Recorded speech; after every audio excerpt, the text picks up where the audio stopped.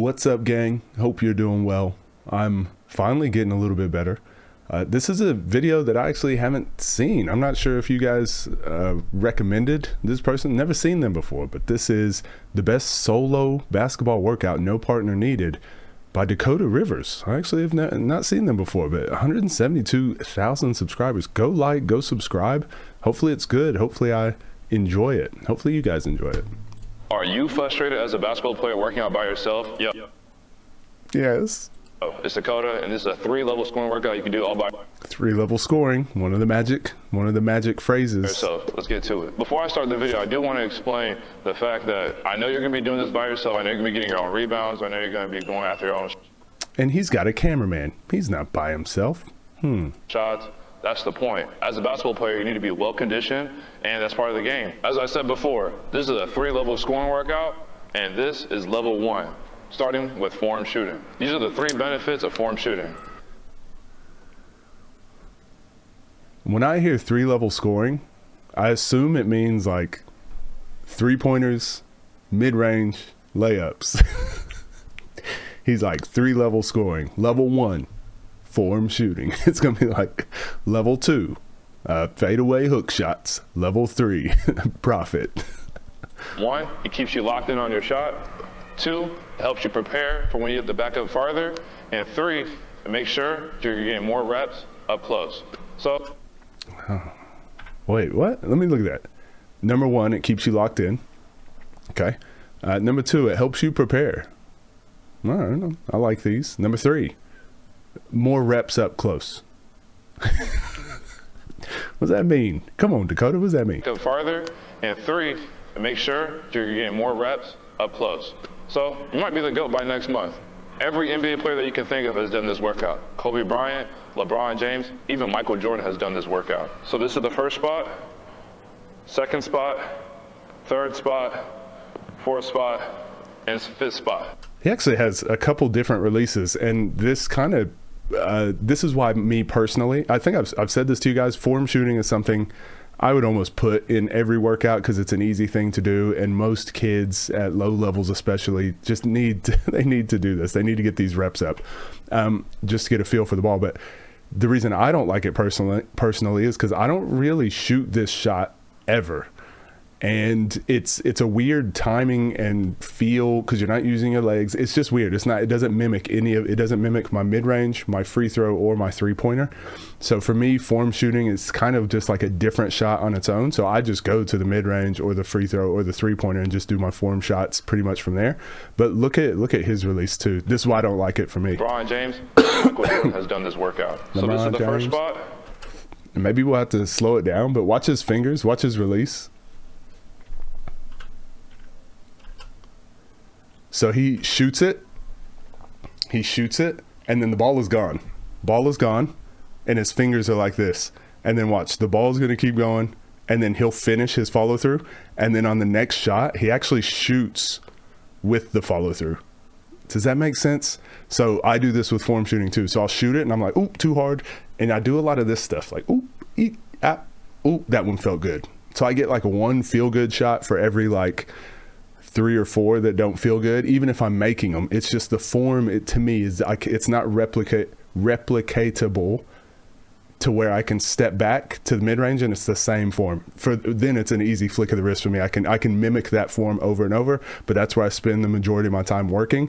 I just don't really do form shooting from here. I would rather do layup form shooting, like the Gordon Herbert stuff we work on, like little baby hooks, push shots, things like that. Again, for low-level players, form shooting is easy enough and it's good enough. This is why for me, I don't watch it. Watch his next shot. See, look how he finishes follow through. Now watch this one. See how quickly just like boom snaps into it. This is and the reason I'm breaking this video down as I do with most. This has nothing to do with Dakota. This is just the drill itself. Why I do like it, why I don't like it. So I do like it for beginners. I do like it for kids that have no base, that will be shooting these shots, that people that will be shooting jump shots, form shots from around this area in the mid range, the furthest. But whenever, like, once you get to a level, like a high school level, you probably need to do a lot of like hook shot, push shots, like mimic the exact shot that you are going to be doing from that spot. And then, like, again, with everything we talk about, like, mimic and just do the thing the way you would normally, because you just wouldn't shoot this shot normally. So it kind of messes with your mechanics. It does the same thing here. Doesn't hold his follow, doesn't really get the feel of the ball on his follow through. And now watch this one, snaps it again. Snaps it all the way. So that's why I don't like form shooting, because to me, those are three different shots, two different shots. Like, you're trying to build consistency. To me, it's not consistent. You're going to make it 5 times, all swishes. You're going to do that all the way to 5 in each 5 spots. If you want a better idea of where the 5 spots are, kind of look at the 3-point line. So if you're in the corner, this will be your first spot. So both corners, those are your 2 spots. You guys know how I like this: corner, elbow, top of the key, elbow, corner. And right here at the top of the key, this is your last spot. And you got to make form shots, all swishes, 5 times, 5 spots. Remember, it's going to take some people a long time. While doing form shooting, it's important to hold your follow through and don't let your arms drop too early. Hold your follow through and wait for that ball to go through the hoop. Maybe. So to me, that's the shot he probably shoots mid range, right? I think he's probably a little bit further back here too. But when he does the second workout for level 1 is layups. You're going to be dribbling to the elbow, then shooting a layup. You're going to be making 5 layups on each side.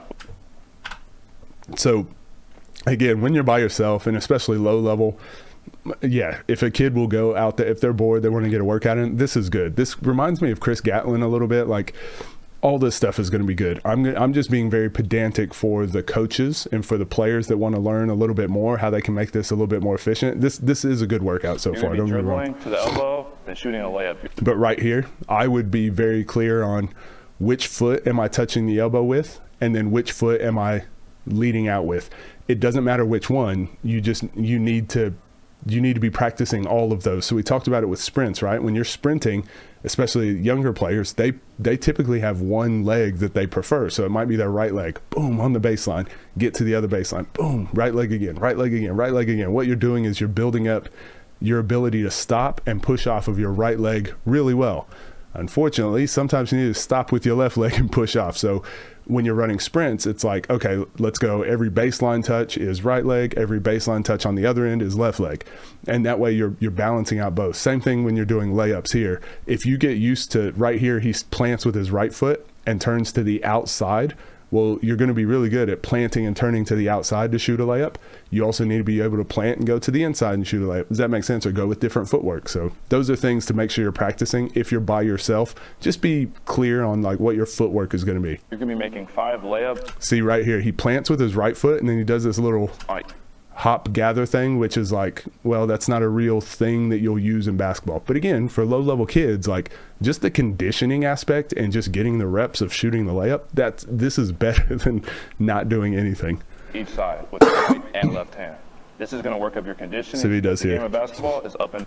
See, now he plants with his right leg again and does like a behind the back and then takes like 2 to 3 steps. You need to go again. So again, it's not wrong. It can just be far more efficient. And if this is for players trying to get into high school basketball, trying to get into an AAU team at a low level, like this is perfect. So I'm trying to add on to his workout. I'm not knocking it. So again, this is good. Build that win. And if I put a workout out, I would be able to sit here on camera and also nitpick that too. So this has nothing to do with Dakota. This is just, like I said, trying to add to it.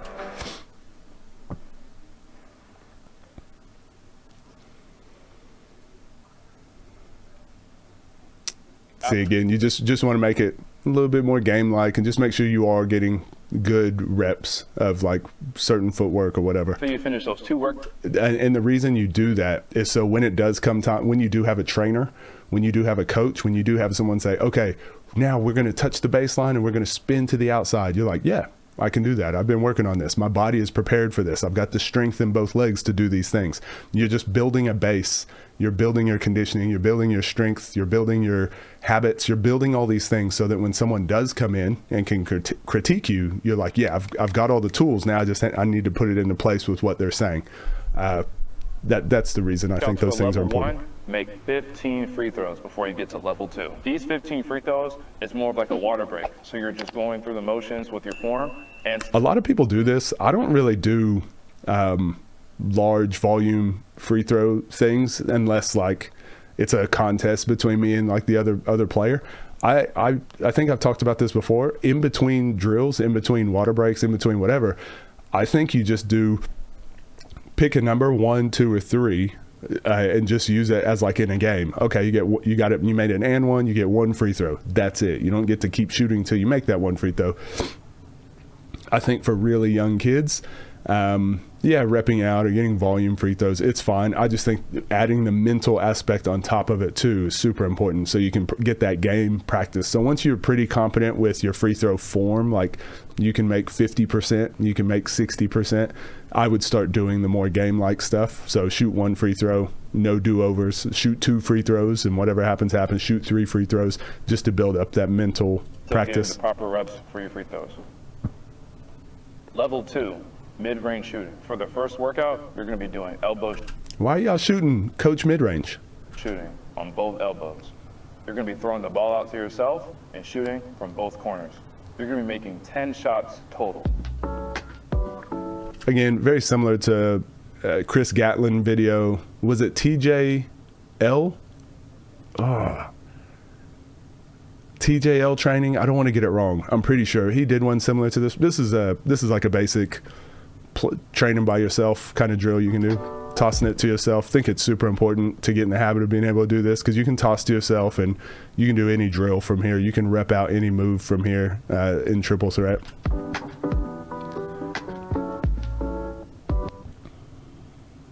The second workout for level 2 is half-court dribbles to mid-range pull-ups. You're going to be making 5 shots in these 3 spots, both elbows and the top of the key. I would probably, again, I try to shortcut most of these drills and make them as game-like as possible just because, again, if you're going to be training, it might as well be as efficient. Again, for conditioning, this is going to be really good, especially if you got to get your own rebound. So go to half court, shoot the ball, go get your rebound, go to half court, shoot the ball, go get your rebound. But again, I think you get more reps and more game-like reps.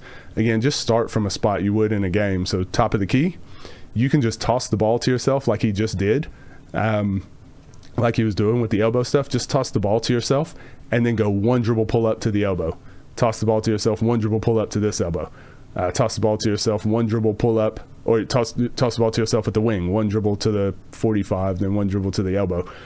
You can do this. It's kind of doing the same effect. You're still going to get tired. You're not going to get as tired per shot, but you're going to get up more shots and more game-like reps. Does that make sense? Again, just adding on to the workout, not saying it's bad.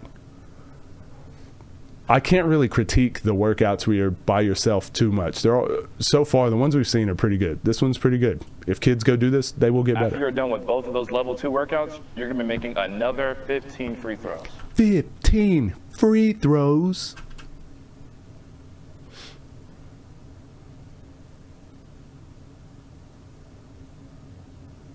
For the third and final level, 3-point shooting. The first workout we're going to be doing is corner 3. You're going to be going to one corner, shooting the 3. After you shoot, you're going to get the rebound, roll it out to yourself, and shoot it from the other corner. Again, this is fine. It's a good drill, really good conditioning drill. You're going to be making 10 shots total. It's good if you can have a time. I prefer, instead of just making 10 shots, I've spoken about this a lot. I don't like when you can shoot an unlimited amount to make a certain amount. Because to me, it's not enough pressure. I think just put a time limit on there and just go 2 minutes. You got 2 minutes to make whatever, 2 minutes to make 5. That can be your goal the first time. And if you get 6, great job. Next day you come in, I got 2 minutes to make 6.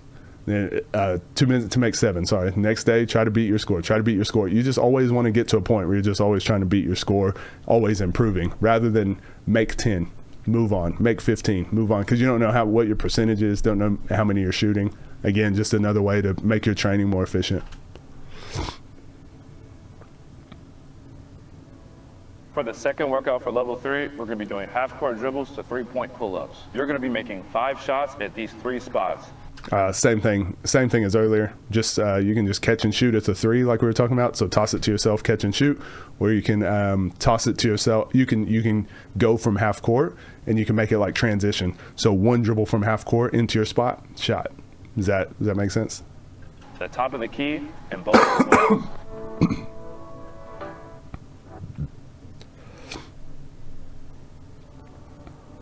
After you're done with those 2 workouts for level 3, you're going to be ending your workout with 20 made free throws. The purpose of shooting free throws in between levels is to simulate in-game fatigue and shoot. Simulate in-game fatigue. Well, I think in-game fatigue will be more of doing the drill and then going to the line and you shoot 1 or 2. That's it. Because by the time you get to 6 and 7, you have a rhythm. You're not tired anymore. Like, you're actually unsimulating the fatigue. When you're tired. All right, y'all. I just finished that whole workout, and as you can see, I did that all by myself, and all I needed was 1 basketball. I will say, that's pretty good. All you need is a basketball. All these other coaches and trainers telling you got to buy these 12 different gadgets and cones and mats and things. Okay, sometimes you just need a ball. You just need to go shoot. you just need to go work out. Yeah, thought that was pretty good. Like I said, the training by yourself kind of sessions, I'm not gonna nitpick them too hard, because like the most important thing is that you are getting into the gym and you're shooting and you get the ball in your hands. That's the most important thing you can do to improve. Now, everything you do, you can make it a little bit more efficient. Of course, you can always make it more efficient. No matter what workout you get, I can nitpick it and be like, we can make that more efficient. It's just the way my brain works. But 50% of the battle is just getting in the gym and going and shooting. So that's why I like these types of workouts. That's why I like these types of, like, this is how I got better. And then it was just through years and years and years of doing this and taking some things that worked a little bit better, getting rid of the stuff that didn't work. And it's just perfecting how to work out by yourself and what works for you, what doesn't work for you. Then you can start teaching that to other people. Then you can start training other people. Like, this is just what it is. It's just get the reps. The 10,000 hours it's the most important thing. Get more efficient as you go. You don't need more gadgets. You don't need more crazy drills. Okay, you just need to have the basic drills and just work on those little by little and perfect those. Anyways, this was really good. I need to see more of his stuff. That was pretty basic, pretty down to earth. We need more of this kind of coaching and training. Honey, wake up! New Dakota Rivers just dropped. Awesome. Yeah, I don't know who this is, but this is pretty good. Go subscribe. I appreciate it. Thank you guys. I'll see you all in the next video.